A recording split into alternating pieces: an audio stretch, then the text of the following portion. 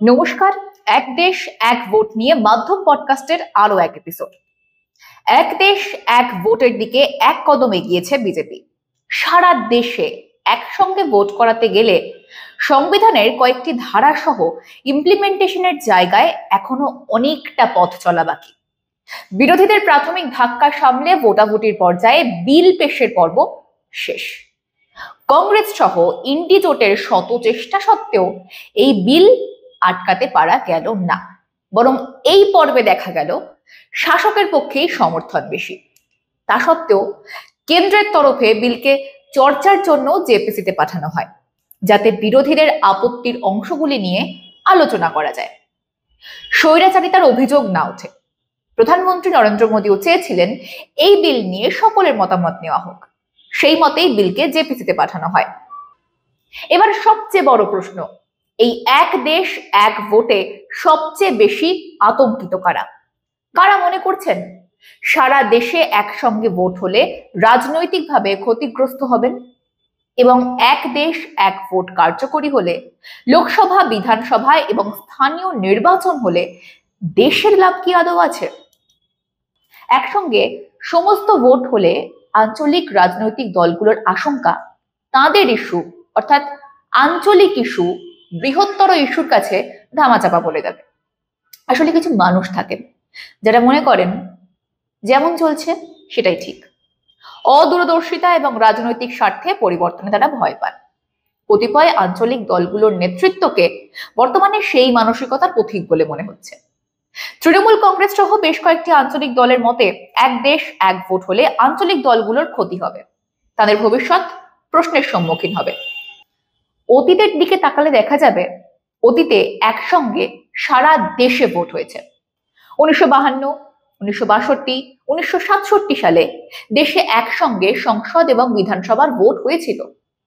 1957 স্বাধীনতার ক্রেডিট বহনকারী দল কংগ্রেস এক দশকের মধ্যে কেন্দ্রের ক্ষমতায় থাকা সত্ত্বেও কেরলে হেরে যায়।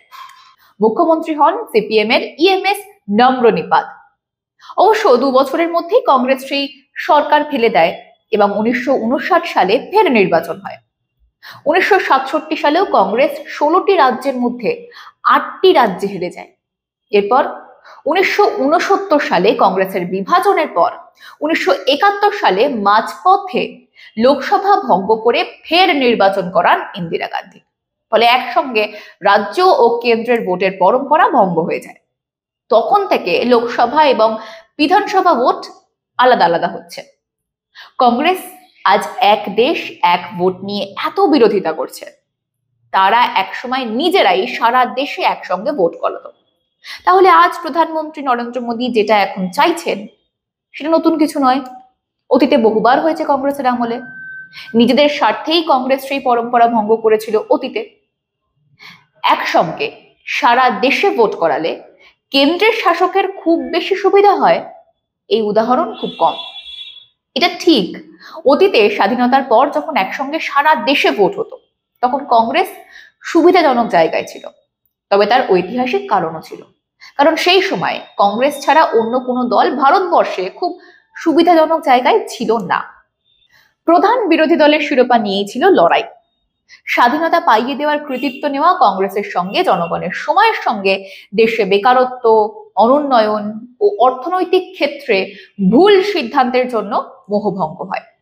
ফলে কংগ্রেসের সেই সুবিধাজনক জায়গাটা সময়ের সঙ্গে সঙ্গে কমতে থাকে। ধীরে ধীরে তৈরি হতে থাকে একের পর এক আঞ্চলিক দল। প্রায় সব রাজ্যেই আঞ্চলিক দলের প্রভাব তখন বেশ শক্তপোক্ত।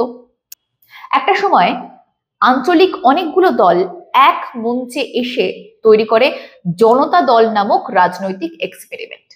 কিন্তু এই এক্সপেরিমেন্ট খুব দ্রুত ব্যর্থ হয় এবং আঞ্চলিক রাজনীতির পাঠশালা ফের খুলতে থাকে। তার নাম ডাক বাড়ে। লোকসভায় কংগ্রেস আর বিধানসভায় আঞ্চলিক দলের ফর্মুলা কাজ করেছে কয়েক দশক, কারণ আঞ্চলিক ইস্যুগুলোর সংশ্লিষ্ট রাজ্যে বিধানসভা এবং স্থানীয় নির্বাচনে প্রাধান্য পেতে থাকে। আর এই জায়গাতেই ফের আঞ্চলিক দলের আশঙ্কা, এক দেশ এক নির্বাচন হলে অতীতের মতোই বৃহত্তর ইস্যুগুলো প্রাধান্য পেতে পারে, আঞ্চলিক বিষয়গুলো ভারের নিরিখে হালকা মনে হতে পারে। কিন্তু অতীতে যে ব্যবস্থা চালু ছিল সেই ব্যবস্থা পুনরায় চালু করার প্রচেষ্টা লগ্নে যারা চালু করেছিল সেই কংগ্রেস এবং তার সহযোগী দলগুলো এখন বলতে শুরু করেছে এটা যুক্তরাষ্ট্রীয় কাঠামোর উপর আঘাত। তাহলে কি যুক্তরাষ্ট্রীয় কাঠামোর উপর আঘাত করেই দেশের নির্বাচন ব্যবস্থা শুরু হয়েছিল কংগ্রেস আমলে? এই বিষয়ে তাদের জবাব দেওয়া উচিত। প্রথম 4টি নির্বাচনের ফলে দেশের যুক্তরাষ্ট্রীয় কাঠামোতে কি আঘাত এনেছিল কংগ্রেস? সেই 4টি নির্বাচনের ফলে আঞ্চলিক দলগুলোর উত্থান আটকে গিয়েছিল কি? স্বাধীনতার 1 দশকের মধ্যেই 1957 সালে বামেরা কেরলে ক্ষমতায় আসেন এবং 2 দশকের মধ্যে 1967 সালে ডিএমকে তামিলনাড়ুতে ক্ষমতায় আসে। 2014, 2019 এবং 2024 লোকসভা নির্বাচনে সঙ্গে উড়িষ্যা এবং অন্ধ্রপ্রদেশের বিধানসভা নির্বাচন হয়েছে। 2024 আগে দুবারই আঞ্চলিক দল অর্থাৎ বিজু জনতা দল উড়িষ্যায় জিতেছে। 2019 সালে বিজেপি তার ইতিহাসের সবচেয়ে মজবুত জায়গায় থাকা সত্ত্বেও অন্ধ্রপ্রদেশে এবং উড়িষ্যায় ক্ষমতায় আসতে পারেননি। ক্ষমতায় এসেছিল ওয়াইএস আর কংগ্রেস। ফলে লোকসভা এবং বিধানসভা নির্বাচন একসঙ্গে হলে কেন্দ্রের শাসক দল বা জাতীয় স্তরের দলগুলি সুবিধা পাবে একথা বলার কোনো মানে দাঁড়ায় না। লোকসভা এবং বিধানসভা নির্বাচনের ক্ষেত্রে ইস্যুগুলো থাকে, স্থানীয় নির্বাচনের ক্ষেত্রে তো একেবারেই বিষয়টা আলাদা। ফলে বিরোধিতার জন্য বিরোধিতা করাটা একরকম, কিন্তু যুক্তিসঙ্গত বিরোধিতার ক্ষেত্রে এক দেশ এক ভোট হলে জাতীয় স্তরের রাজনৈতিক দল কিংবা কেন্দ্রের শাসক দল লাভ হবে একথা ঐতিহাসিক প্রমাণের ভিত্তিতে মোটেই বিশ্বাসযোগ্য নয়। লোকসভা নির্বাচনের ক্ষেত্রে যে রাজনৈতিক দলকে আপনার পছন্দ, স্থানীয় নির্বাচনের ক্ষেত্রে আপনার সেই রাজনৈতিক দলের প্রতিনিধিকে পছন্দ নাও হতে পারে। সেক্ষেত্রে আপনার কাছের মানুষ, চেনা মানুষ বেশি পছন্দের হতেই পারেন। অতীতেও কংগ্রেস তার সেরা সময়ে আঞ্চলিক দলগুলোর উত্থান আটকাতে পারেনি, এমনকি তাদের জয়ের পথও বন্ধ করতে পারেনি। সরকার ভঙ্গ করে নির্বাচিত সরকার ভঙ্গ করার বিষয়ে বিজেপি থেকে কয়েক যোজনায় গিয়েছিল কংগ্রেস। তা সত্ত্বেও না আঞ্চলিক দলের উত্থান আটকেছে, না জয়ের পথ বন্ধ করা গেছে। যদি এই বিষয়টাকে বর্তমান প্রেক্ষাপটেও দেখি, তাহলে 2024 নির্বাচনে ভারতীয় জনতা পার্টি খুব আশাব্যঞ্জক জায়গায় ছিল না, সংখ্যাগরিষ্ঠতা হয়নি। কোনো মতে সরকার থাকলেও প্রয়োজন হচ্ছে অন্যান্য রাজনৈতিক দলগুলোর সমর্থনের। তা সত্ত্বেও একই বছরে কয়েক মাসের ব্যবধানে একই পরিস্থিতিতে বিজেপি বিধানসভা ভোটে অসাধারণ ফল করেছে। এমনকি উপনির্বাচনেও বিজেপির ফল এত ভালো হবে আচ্ছা রাজনৈতিক বিশ্লেষক এই আশা করেনি। এমনকি এক্সিট পোলের রিপোর্টকেও ভুল প্রমাণিত করে কয়েক মাসের ব্যবধানেই ভালো ফল করেছে বিজেপি। লোকসভা নির্বাচনে কেন্দ্রের নিরিখে খারাপ ফলাফল করলেও উড়িষ্যায় অবিশ্বাস্যভাবে জয়ী হয়েছে বিজেপি। অন্ধ্রপ্রদেশে বিজেপির জোট জয়ী হয়েছে এই বছর। ফলে ক্রিকেটের মতোই রাজনীতিতেও কোনো সেট থিওরি নেই। এমনকি ইন্ডি জোটের তরফ থেকে যে দাবি করা হচ্ছে একসঙ্গে ভোট হলে রাষ্ট্রীয় বিষয়গুলি গুরুত্বপূর্ণ হয়ে যাবে, আঞ্চলিক ইস্যুগুলো চাপা পড়ে যাবে, এ কথাও সঠিক প্রমাণিত হচ্ছেন না। এবার প্রশ্ন হচ্ছে, তাহলে জাতীয় স্তরে ভালো ফল করলেও আঞ্চলিক স্তরে কেন জাতীয় রাজনৈতিক দল পিছিয়ে পড়ে? সেই দলের যদি আঞ্চলিক নেতৃত্ব কমজোর হয়, তাদের দলের কাঠামো শক্তপোক্ত না হয়, তাহলে রাজ্যে তাদের জেতা মুশকিল হয়ে পড়ে। আবার আঞ্চলিক ইস্যুগুলোকে কাজে লাগালে, নেতৃত্ব এবং সংগঠন মজবুত হলে আঞ্চলিক স্তরেও জাতীয় স্তরের পার্টিগুলো অতীতে এবং বর্তমানে ভালো ফল করে দেখিয়েছে। আঞ্চলিক দলগুলো একইভাবে তখনই ভালো ফলাফল করে যখন তাদের নেতৃত্ব এবং সংগঠন মজবুত হয়, মানুষের মধ্যে গ্রহণযোগ্যতা তৈরি হয়। 1957-তে কেরলে বামপন্থীরা এবং 1967 সালে ডিএমকে সরকার তৈরি করেছিল যখন কেন্দ্রে কংগ্রেস ক্ষমতায় ছিল। একইভাবে কংগ্রেস কমজোর হওয়ায় বিজু জনতা দল একটানা 2 দশক শাসন করেছে উড়িষ্যায়।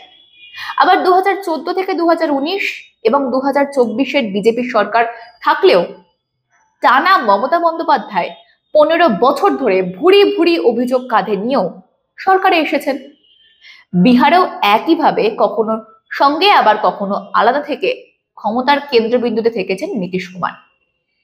ভারতের মতো মজবুত গণতন্ত্রের ভোটাররা জানেন কোন নির্বাচনে কোন দলকে ভোট দেওয়া তাদের জন্য হিতকর হবে। ভারতের ভোটাররা স্প্লিট ভোটিং করতে জানেন। সবচেয়ে বড় কথা, একসঙ্গে সারা দেশে ভোট হলে নির্বাচনের খরচ 50% কমে যাবে।